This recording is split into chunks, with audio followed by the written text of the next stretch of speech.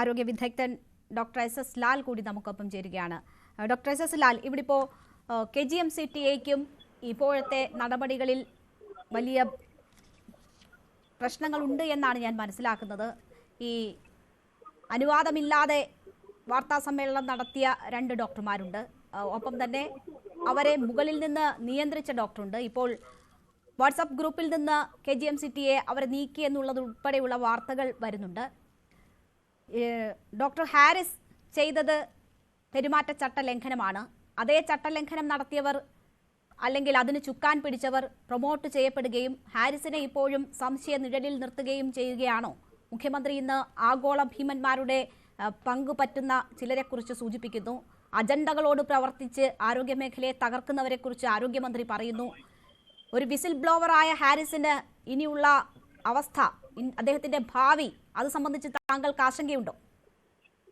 ഇത് തുടക്കത്തില് പറയേണ്ടത്, ഇപ്പൊ മുഖ്യമന്ത്രി പറഞ്ഞല്ലോ, ആഗോള ഭീമന്മാര് കേരളത്തിലെ ആരോഗ്യമേഖലയെ, പൊതുമേഖലയെ തകർക്കുന്നുവെന്ന്.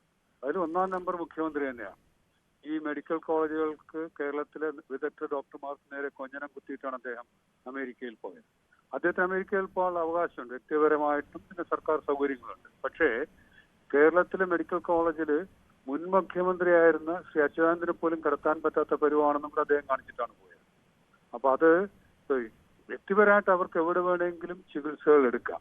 പക്ഷെ ഈ നാട്ടിലെ പാവപ്പെട്ടവർക്ക്, സാധാരണക്കാർക്ക് ചികിത്സിക്കാനുള്ള സൗകര്യം കൂടി ചെയ്തു കൊടുക്കണം. ഇവിടെ എല്ലാം ഭദ്രമാണെന്നാണ് പറഞ്ഞിരുന്നത്. എല്ലാം ഭദ്രമായിരിക്കാണ് നമുക്കൊക്കെ ആഗ്രഹം. കാരണം ഞാനും തിരുവനന്തപുരം മെഡിക്കൽ കോളേജിന് അടുത്ത് താമസിക്കുന്ന ആളാണ്. ഇത് അത്യാവശ്യം അവിടെ പോകേണ്ട ആളാണ്. പക്ഷേ ഇല്ലായ്മകളെ മുഴുവൻ മൂടി വെച്ചിട്ട്, പരാജയങ്ങളെ മുഴുവൻ മൂടി വെച്ചിട്ട്, പാവപ്പെട്ടവരുടെ കണ്ണിൽ പൊടിയിട്ട് അവിടെ എല്ലാം ഉണ്ടെന്ന് പറയുമ്പോൾ ഈ സാധാരണക്കാരവിടെ പോവാണ്. ഒരു ആരോഗ്യ പ്രവർത്തനം എന്ന നിലയ്ക്ക്, ഒരു പൊതുപ്രവർത്തനം എന്ന നിലയ്ക്ക്, ഒരു ഡോക്ടർ എന്ന നിലയ്ക്ക് ഇന്നും തിരുവനന്തപുരം മെഡിക്കൽ കോളേജിലെ വിഷയത്തിൽ ഇടപെടേണ്ടി വന്ന ഒരാളാണ്. പാവപ്പെട്ടവർക്ക് യാതൊരു നിവൃത്തിയില്ല. ഹാരിസ് വാർത്തകൾ പുറത്തു പറഞ്ഞതുകൊണ്ട്, വിഷയം പുറത്തു പറഞ്ഞുകൊണ്ട് ആ ഡിപ്പാർട്ട്മെന്റിൽ കുറച്ച് ചെറിയ പാച്ച് വർക്ക് നടക്കുകയാണ്. ഒരു എഞ്ചിൻ തകരാറായ കാറ്, എഞ്ചിൻ തകർന്നു പോയ കാറാണ്, അത് നന്നാക്കാൻ പറയുമ്പോൾ പുറത്ത് പെയിന്റ് അടിച്ചിട്ട് നല്ല ഭംഗിയുണ്ടെന്ന് പറയുന്ന രീതിയിലാണ് കേരള സർക്കാർ പ്രവർത്തിക്കുന്നത്. ഒരുപാട് വർഷം നഷ്ടപ്പെട്ടു. ഈ ഗവൺമെന്റ് വന്നിട്ട് തന്നെ 4.25 വർഷമായിപ്പോയി. സാധാരണക്കാരുടെ പ്രശ്നങ്ങൾ, ഇവര് എല്ലാം ശരിയെന്ന് പറയുന്നവര് ഇവരാരും മെഡിക്കൽ കോളേജിലോ സർക്കാർ ആശുപത്രികളിലോ പോകില്ല, അവരുടെ ബന്ധുക്കളും പോകില്ല. നമ്മൾ ഉൾപ്പെടെയുള്ളവർക്ക് ഭയന്ന് പലപ്പോഴും പോകാൻ വയ്യാത്ത അവസ്ഥയാണ്. അവരുടെ ഡോക്ടർമാർ നല്ലതാണ്, നഴ്സുമാർ നല്ലതാണ്, സ്റ്റാഫ് നല്ലതാണ്. പക്ഷെ അവിടെ യാതൊരു സൗകര്യമില്ല, ഡോക്ടർമാരുടെ എണ്ണമില്ല.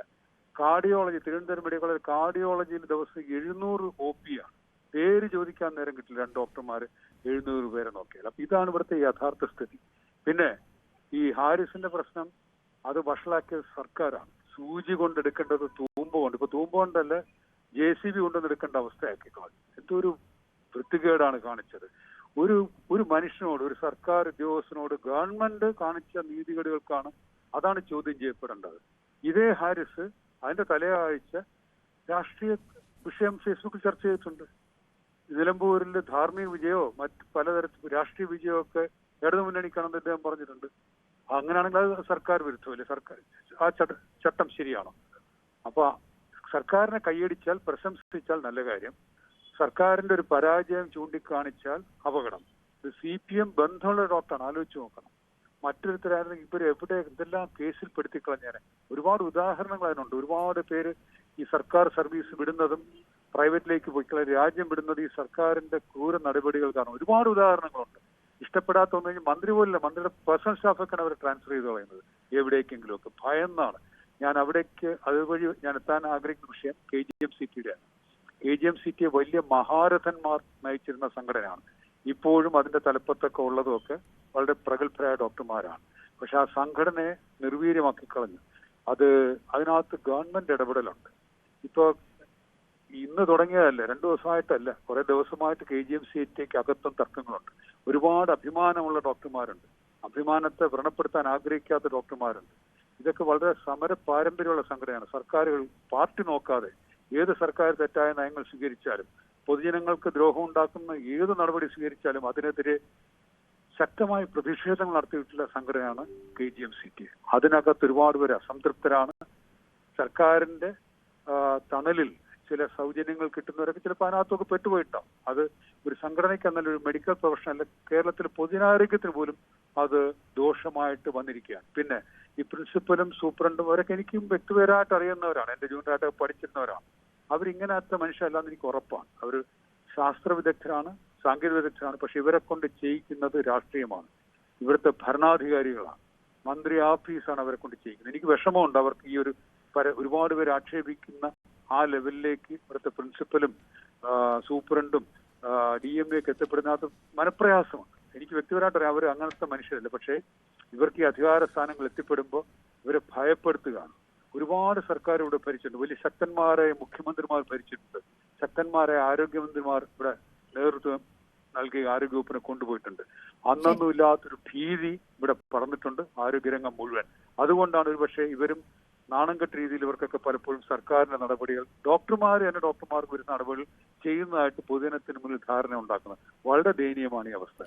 ശരി, എന്തായാലും KGM-CTA ഉൾപ്പെടെ പരസ്യ പ്രസ്താവനകൾ പാടില്ല എന്ന് പറഞ്ഞു. അതുകൊണ്ട് ഇനി ഒന്നും പറയുന്നില്ല എന്നതാണ് ഹാരിസ് ചിറക്കൽ കഴിഞ്ഞ ദിവസം പറഞ്ഞിരുന്നത്. പക്ഷേ ഇന്നും അദ്ദേഹത്തിന് തുറന്നു പറയേണ്ടി വന്നു.